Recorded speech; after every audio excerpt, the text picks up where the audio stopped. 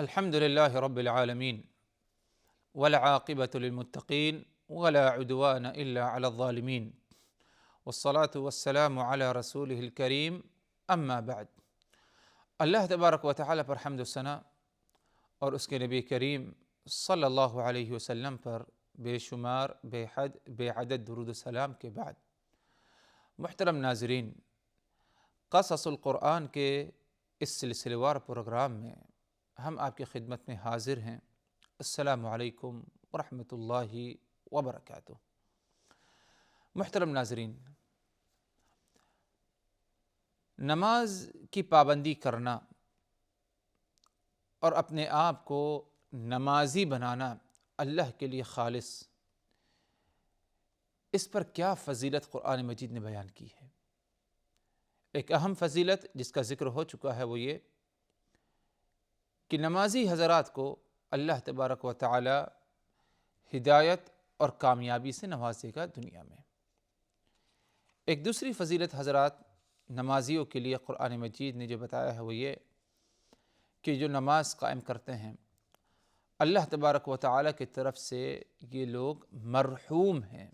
یعنی اللہ تبارک و تعالی کی طرف سے ان پر رحمتیں نازل ہوں گی۔ ارشاد باری تعالی وَأَقِيمُوا الصَّلَاةَ وَآتُوا الزَّكَاةَ وَأَطِيعُوا الرَّسُولَ لَعَلَّكُمْ تُرْحَمُونَ۔ تم نماز قائم کرو،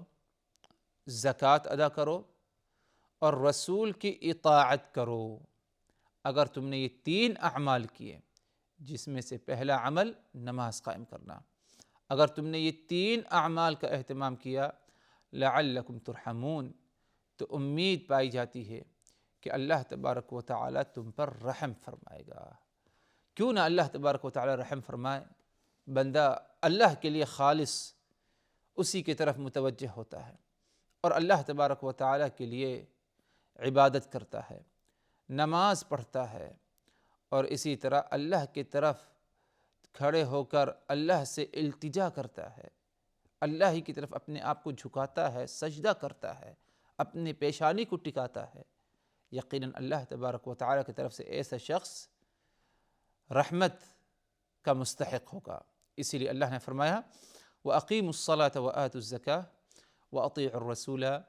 لَعَلَّكُمْ تُرْحَمُونَ۔ تم نماز قائم کرو، زکوٰۃ ادا کرو اور رسول کی اطاعت کرو، رسول کی اطاعت کرو، لعلکم ترحمون،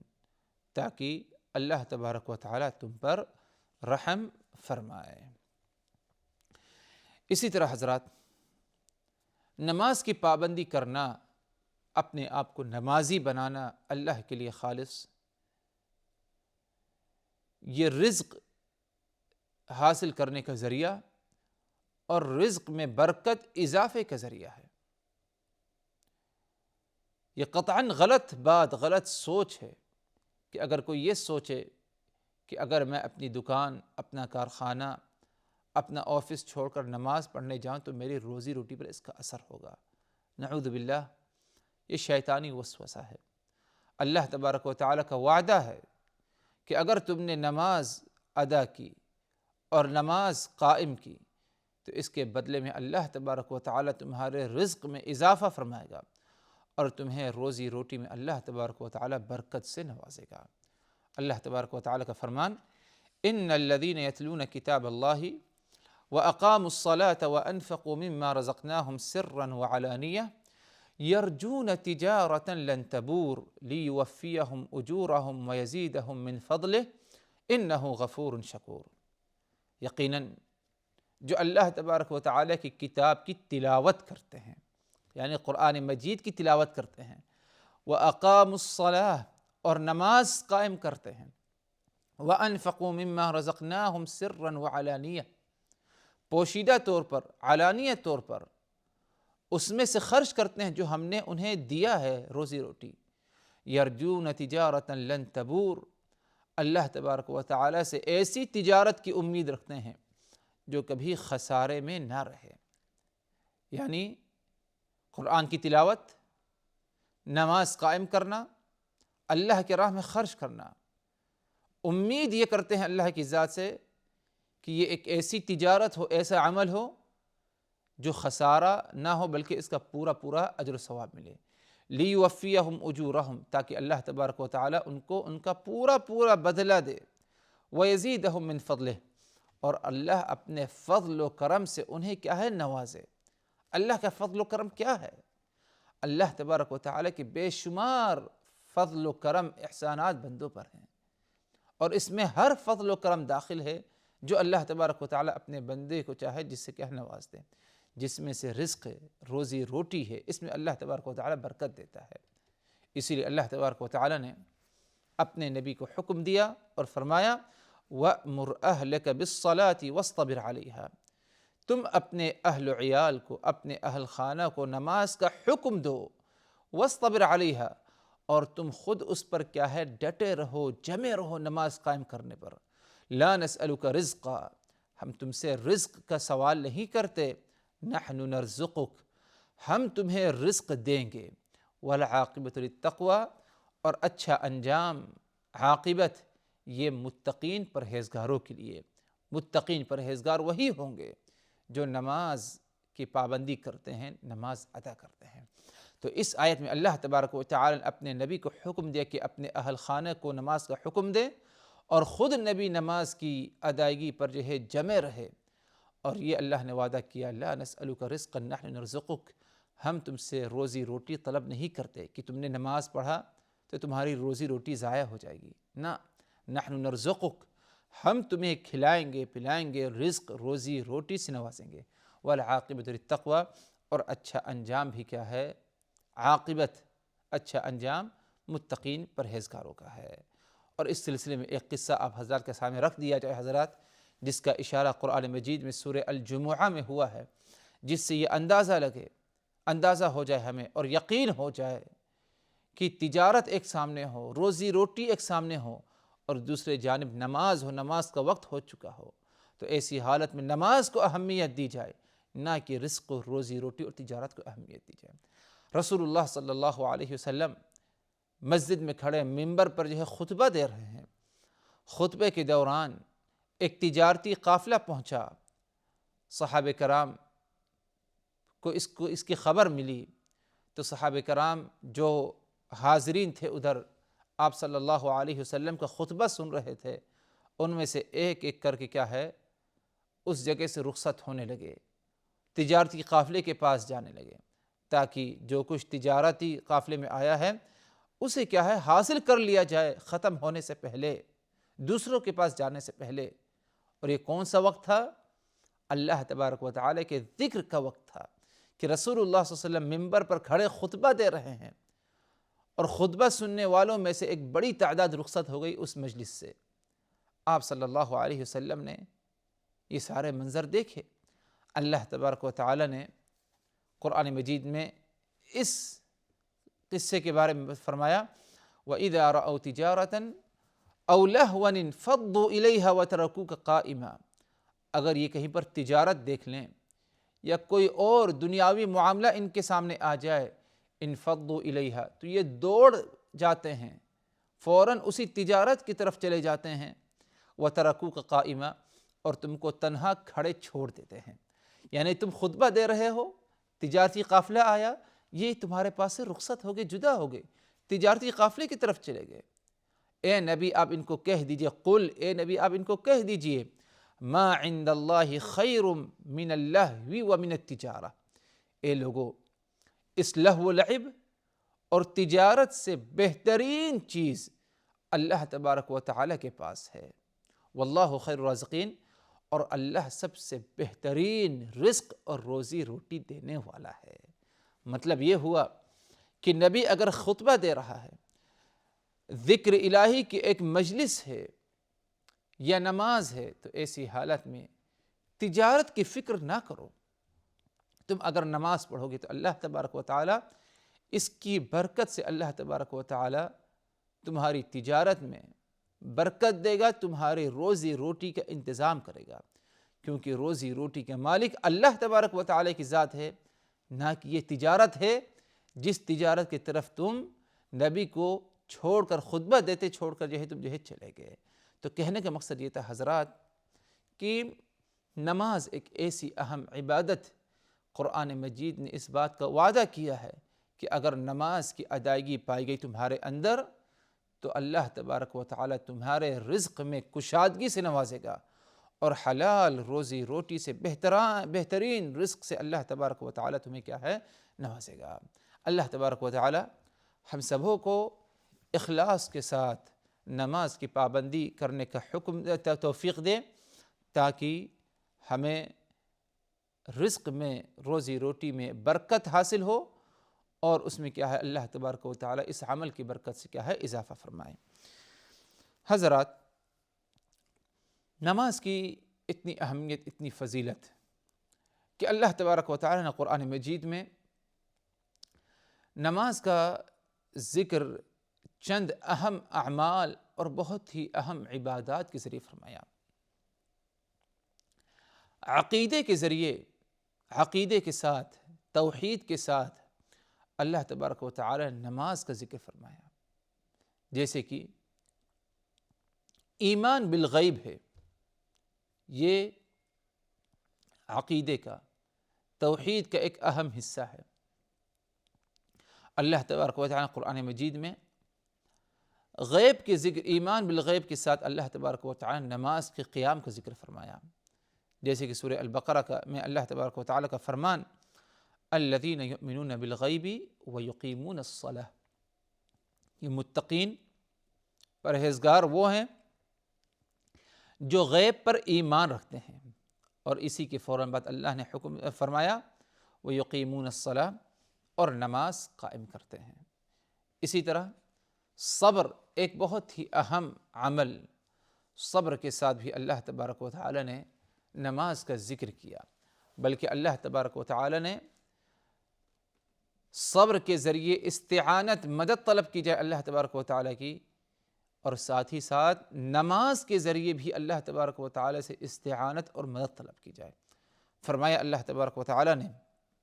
یا ایھا الذین آمنوا استعینوا بالصبر والصلاۃ، اے ایمان والو اللہ سے مدد طلب کرو صبر اور نماز کے ذریعے۔ ان اللہ مع الصابرین، یقیناً اللہ تبارک و تعالیٰ صبر کرنے والوں کے ساتھ ہے۔ برائی ہے، پریشانی ہے،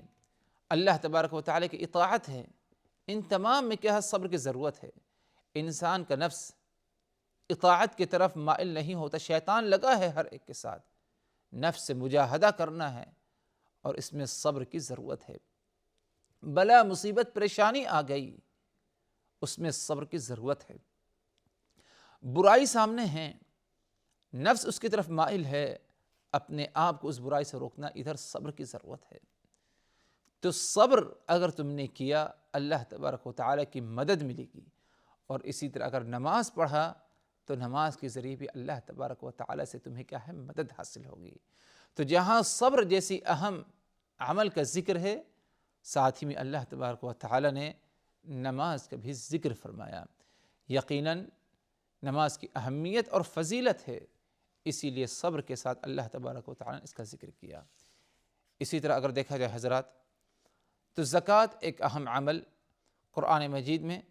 مختلف مقامات پر اللہ تبارک و تعالیٰ نے زکوٰۃ کے ساتھ بھی نماز کا ذکر فرمایا۔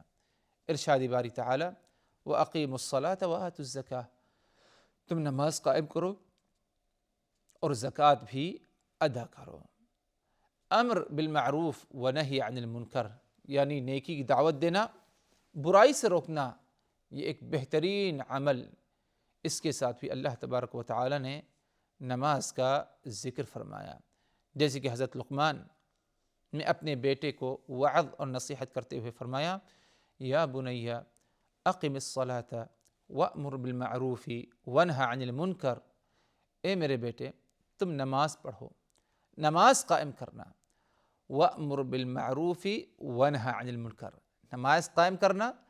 اور امر المعروف ونہی عن المنکر تمہارے اندر پایا جائے۔ نماز قائم ہو، نیکی کی دعوت اور برائی سے لوگوں کو روکنا، یہ بھی تمہارے اندر پایا جانا چاہیے۔ تو گویا کہ نماز کا ذکر اللہ تبارک و تعالیٰ نے مختلف عبادات کے ساتھ اللہ تبارک و تعالیٰ نے قرآن مجید میں ذکر فرمایا۔ یہ اس بات کی دلیل ہے کہ جس طرح دیگر عبادات کی اہمیت ہے، زکوٰۃ، صبر، امر بالمعروف و نہی عن المنکر، اس سے کوئی کم اہمیت نہیں بلکہ زیادہ ہی اہمیت کیا ہے اور زیادہ ہی فضیلت نماز کو حاصل ہے۔ حضرات، یہی نماز ہے جس نماز کی پابندی کے ذریعے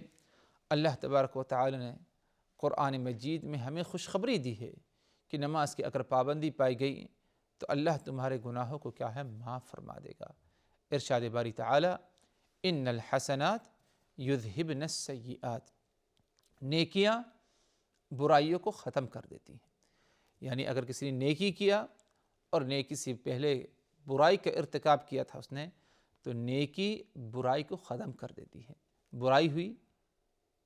برائی کے بعد توبہ استغفار ایک نیکی ہے، یہ ایک ایسی نیکی کہ گناہوں کو مٹا دیتی ہے۔ برائی ہو گئی انسان سے، شیطان کے وسوسوں میں آ کر نفس پرستی کے ساتھ برائی ہو گئی، فوری طور پر توبہ کی نیت سے، گناہوں کو مٹانے کی نیت سے وضو کر کے 2 رکعت نماز پڑھ لے۔ اس 2 رکعت نماز کی برکت سے اللہ تبارک و تعالی برائی کو ختم کر دیتا ہے، گناہوں کو مٹا دیتا ہے، کیونکہ اللہ کا وعدہ ان الحسنات یذہبن السیئات۔ رسول اللہ صلی اللہ علیہ وسلم کے پاس ایک مرد آیا اور اس نے اپنی ایک برائی کا ذکر کیا کہ یا رسول اللہ، مجھ سے فلاں قسم کی جو ہے برائی ہو گئی ہے۔